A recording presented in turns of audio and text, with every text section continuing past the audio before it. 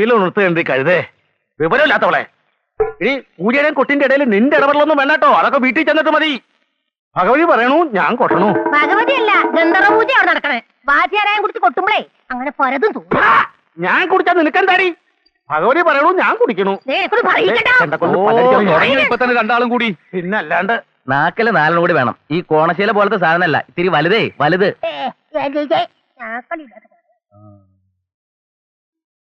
ഇന്നത്തോടെ 20 പൂജ തികഞ്ഞു അല്ലേ പരമ? അല്ല, 21. അല്ല 20. മൂത്താരെ, എന്നെ കണക്ക് പഠിപ്പിക്കണ്ട. കഴിഞ്ഞ 20 പൂജയ്ക്കും കൊട്ടിയത് ഈ പരമന.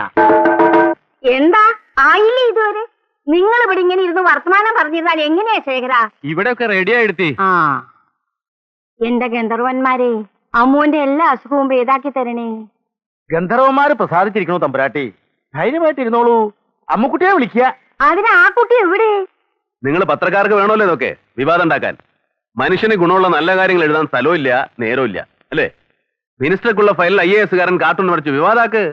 മിനിസ്റ്ററിന്റെ കസേര തെറിപ്പിക്കട്ടെ. ക്യാൻവാസും ബ്രഷും പെയിന്റും ഉള്ളിടത്തോളം കാലം നന്ദഗോപാലൻ സുഖമായിട്ട് ജീവിക്കും. മനസ്സിലായോ? മന്ത്രിയാണ് സാർ ഇത് പറഞ്ഞുണ്ടാക്കിയത്. മന്ത്രി എന്ത് പറഞ്ഞുണ്ടാക്കിയാലും അമ്മൂനെ ഇവിടെ എവിടെയും കാണാനല്ലോ. പൂജയ്ക്ക് നേരായി. വല്യമ്മ ഇങ്ങനെ ശ്രദ്ധിക്കാഞ്ഞാലോ? സുഖമില്ലാത്ത കുട്ടിയല്ലേ അവള്? കുട്ടിമാമ എവിടെ? അമ്മോ അമ്മോ, എവിടെ പോയി കിടക്കുക ഈ കുട്ടി?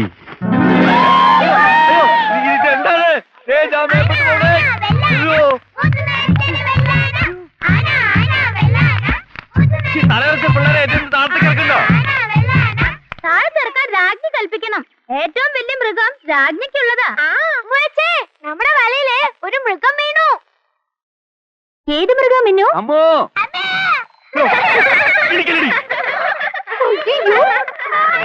ഏത് നേരത്തും അമ്മോ എന്നെ ഇറക്കി വിടാൻ പറയും മറ്റങ്ങളോട്.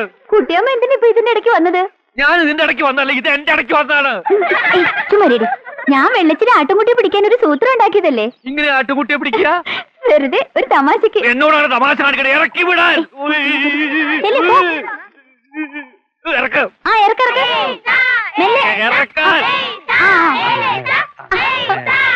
വീട്ടിലേക്ക് വേഷങ്ങള്. ആഹാ, അമ്മുക്കുട്ടിയുടെ കുട്ടനായിട്ട് കളിച്ചു നിൽക്കുക. വരൂ, പൂജയ്ക്കുള്ള സമയമായി. വേഗം വന്ന് കുളിച്ചു വരുന്ന കുട്ടിയമ്മ വരട്ടെ. ഓ വേഗം. പുറത്തി പറഞ്ഞ ചേല ഒരിക്കൽ ശീലം തന്നെങ്കിൽ ഒരിക്കൽ ശീലം ആകാം.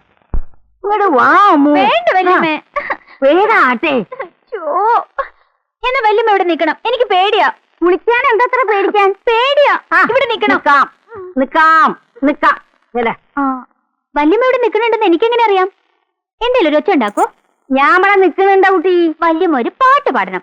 അപ്പൊ എനിക്കറിയാലോ വല്യമ്മ പുറത്ത് നിക്കണ്ടെന്ന്. എന്നെ കൊണ്ട് പാട്ട് പാടാനൊന്നും വയ്യ. പാടണം, അല്ലെങ്കിലേ ഞാനിപ്പൊ പുറത്തു വരും. ഓമനത്തിങ്കൾ കീടാവോ നല്ല കോമല താമര പൂവോ പൂവിൽ നിറഞ്ഞ. കണ്ടു, കുളിക്കുന്നുണ്ട്. വെള്ളച്ചിയുടെ കുട്ടികളുടെ കൂടെ തൊടിയിൽ കളിക്കായിരുന്നു. ശേഖരൻ കണ്ടുപിടിച്ചു തുടങ്ങാ. ഞാനൊന്ന് പേടിച്ചു. ഓമന ഇവിടെ എങ്ങനെ പറയും വിളക്കം കിട്ടില്ല എന്ന് പറഞ്ഞു കേട്ടു. അശ്ശോ, ഞാനത് മറന്നു. നിർത്തിയോ? ആള് മാറിയോ? എന്താ ഇത്? വല്യമ്മ എവിടെ പോണു? അപ്പുറത്ത് ഇത്തിരി ജോലിയുണ്ട്. ഇവിടെ നിക്കണെന്ന് പറഞ്ഞില്ലേ ഞാൻ? ഇവിടെ അവിടുത്തെ കാര്യം ആരാ നോക്കുക? വേഗം കുളിച്ചു. അതിനുള്ളിൽ എനിക്ക് പേടിയാ നന്ദാ. ആ കുറിപ്പ് കാത്തു നിൽക്കുക. നീ ചെന്നിട്ട് വേണം പൂജ തുടങ്ങാൻ. ഇത്തിരി നിക്കട്ടെ അയാള്. ഇത്തിരി നിക്കട്ടെ എന്ന് പറഞ്ഞാൽ എങ്ങനെ? ഇത്തിരി നിക്കട്ടെ എന്ന് പറഞ്ഞാൽ ഇത്തിരി നിക്കട്ടെ തന്നെ.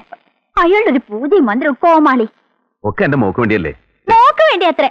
അയാളുടെ പാട്ട് കേൾക്കുമ്പോ എനിക്ക് കലി വരും. എന്നാ നീ ഒന്ന് കുളിച്ചു വാ. ഇന്ന് പാട്ട് വേണ്ടാന്ന് പറയാം. ശരി, എന്നാ നന്ദൻ പാടുവോ? പാട്ട് പാടാൻ ഇപ്പം വേഗം പാട് നന്ദാ. എന്നിട്ട് വേണം എനിക്ക് പോയി കുളിക്കാൻ തുടങ്ങാൻ. പാട്ട് പാടണ്ട അതോ? നീ പോയി കുളിക്കും. പാടുന്നന്താ? പാടാം. എന്നാ നല്ല കുട്ടിയായിട്ട് അവിടെ ഒന്ന് പാടുവോ? എപ്പോഴും പാടാറുള്ള പാട്ടില്ലേ, എന്നെ കളിയാക്കണ പാട്ട്? അത് തന്നെ. 1985 ഫസ്റ്റ് പ്രോജക്ട് തുടങ്ങിയപ്പോ എഞ്ചിനീയേഴ്സ് ആണ് ഡിലേ വരുത്തിയത്.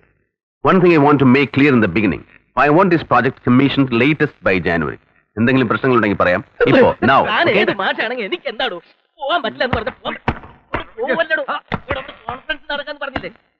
എന്തീശ്വര, ഇത് എന്തൊരു കുരിശായത്. ഇങ്ങോട്ട് വരാൻ. അയ്യോ നന്ദഗോപാല, അയ്യോ ഒരു കാര്യം പറഞ്ഞാൽ അത് അപ്പൊ തന്നെ എനിക്ക് ഇങ്ങോട്ട് പറയണം. തിരക്കാണ്, വരണ്ടെന്ന് പറഞ്ഞാൽ പറ്റില്ല. കല്യാണക്കാരിയാണേ.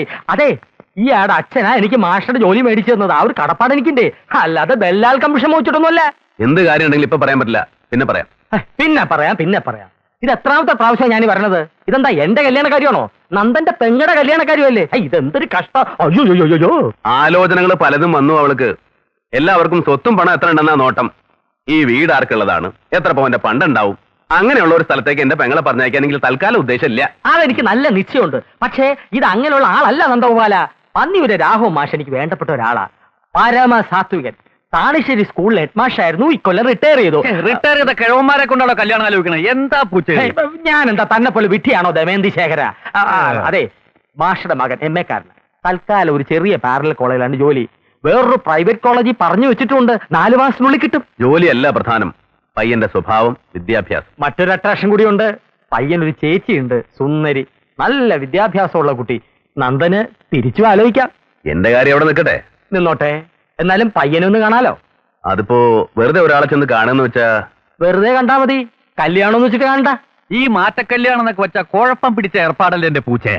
പിന്നെയും വിളിച്ചു അത് തന്നെ. കുഴപ്പങ്ങളൊക്കെ സാധാരണക്കാരുടെ ഇടയിലെ. രാഘവും മാഷയും കുട്ടിയോടും എനിക്ക് നന്നായിട്ടറിയാം. ഇവിടെ നന്ദഗോപാലിനെയും പെങ്ങളെയും എനിക്ക് നന്നായിട്ടറിയാം. 2 കുടുംബങ്ങളും ഒന്നാവുകയാണ്. ശുഭം സുന്ദരം. എന്നാ ഇറങ്ങട്ടെ. നന്ദഗോപാലിനെ എന്നാ സൗകര്യം എന്ന് വെച്ചാൽ എന്നെ അറിയിച്ചാ മതി. ശുഭസ്യ ശീഘ്രം എന്നാണല്ലോ, അല്ലേ? അതെ പൂച്ചേ.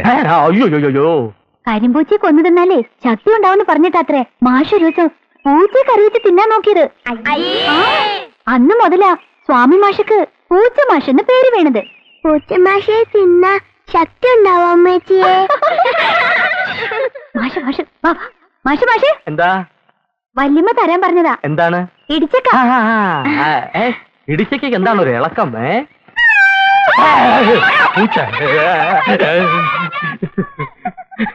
നിന്റെ കളിയൊക്കെ നിർത്തും.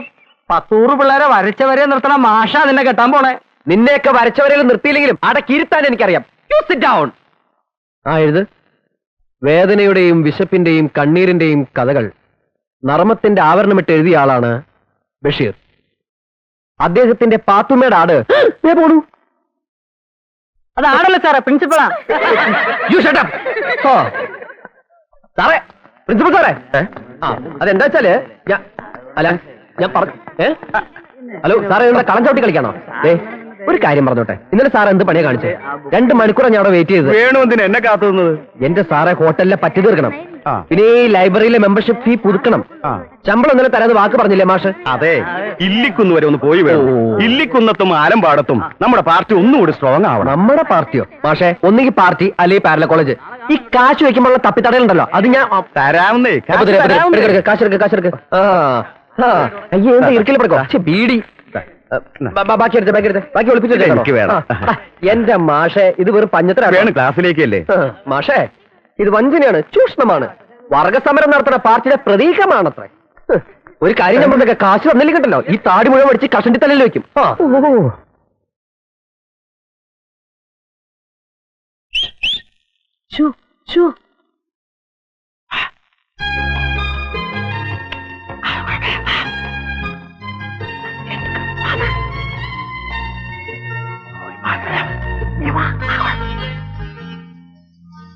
ഹലോ ഹലോ, പോയെ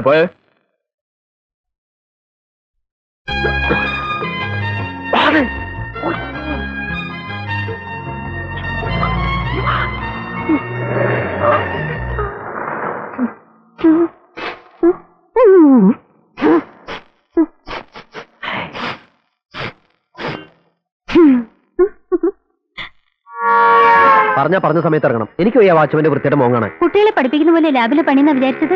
ബാക്ടീരിയകൾ നമ്മൾ പറയുന്ന കേക്കില്ലല്ലോ. ബാക്ടീരിയേക്കാളും കഷ്ടമാണ് അവിടുത്തെ പിള്ളേര്. അതിനേക്കാളും കഷ്ടമാണ് അവിടുത്തെ പ്രിൻസിപ്പാള്. ശമ്പളം ചോദിച്ചു കഴിഞ്ഞാൽ അയാൾ ഒഴിഞ്ഞു മാറാൻ തുടങ്ങും. രാഷ്ട്രീയം പറഞ്ഞു. പണം വല്ലതും ആവശ്യമുണ്ടോ വേണോട്ടാ? കുറെ ഉണ്ടോ കയ്യില്? കൊറേയൊന്നുമില്ല. തൽക്കാലത്തേക്ക് വേണോട്ടിന് എന്തെങ്കിലും ആവശ്യമുണ്ടെങ്കിൽ സൂക്ഷിച്ചു വെച്ചോ, ആവശ്യം ഉണ്ടാവും ഭാവിയില്. കോളേജിൽ എങ്ങനെയെങ്കിലും കയറി കിട്ടണം.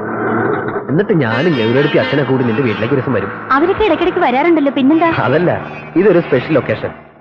വലിയ ആർഭാടമൊന്നും വേണ്ട നമുക്ക്. ഒതുക്കത്തിലൊരു കല്യാണം. എന്താ? ഒക്കെ ഈശ്വര നിശ്ചയം പോലെ നടക്കട്ടെ വേണോട്ടാ.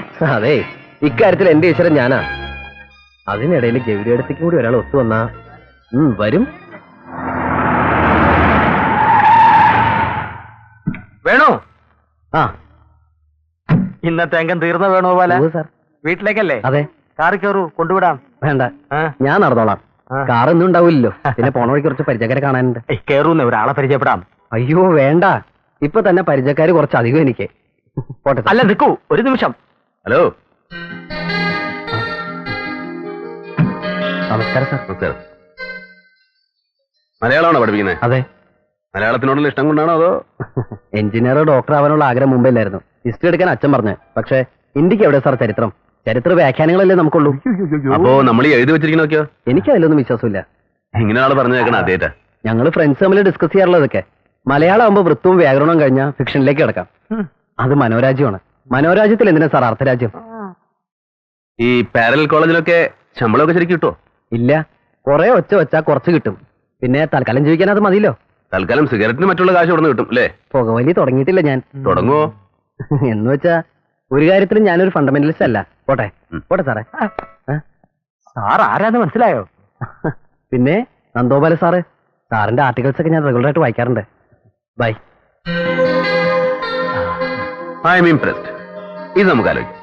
ഞാൻ പറഞ്ഞില്ലേ, എന്നാ പിന്നെ വേണുവിന്റെ ഇടത്ത് ഗൗരിയെ കൊടുത്ത് കണ്ടൂടെ? വെറുതെ ഇതുപോലെ. ഉം.